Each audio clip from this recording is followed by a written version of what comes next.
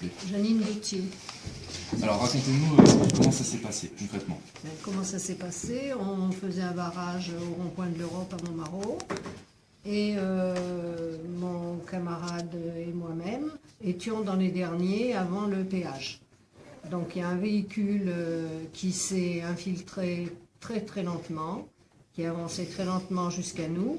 Alors je n'ai pas beaucoup de souvenirs quand il a heurté mon camarade, parce que moi j'ai été heurtée tout de suite après. Donc je ne sais pas si c'est le fait d'avoir eu le choc qui fait que il ne me reste pas beaucoup de souvenirs par rapport à ce qui s'est passé pour lui.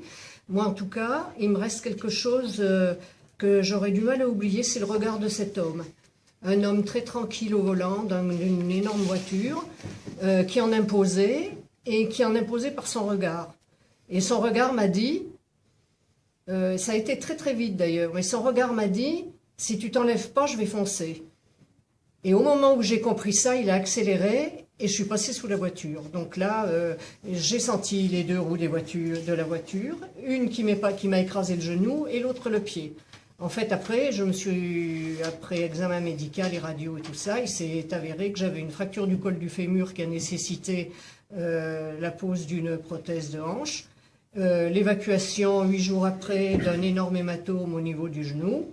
Et puis la fracture du pied, ben, ma foi, je la sentais moins que le reste, donc je n'ai pas tellement manifesté par rapport à ça, donc on s'en est rendu compte que 3 mois après. Voilà. Actuellement, je n'ai pas retrouvé l'usage normal de ma jambe, elle est toujours très douloureuse, je suis toujours en rééducation. Ce que je ne pardonne pas à cet homme-là, c'est de m'avoir esquinté alors que j'étais en belle santé, moi. Moi, je faisais mon footing tous les 2 jours. Je vous dis, je courais plus vite que mes enfants.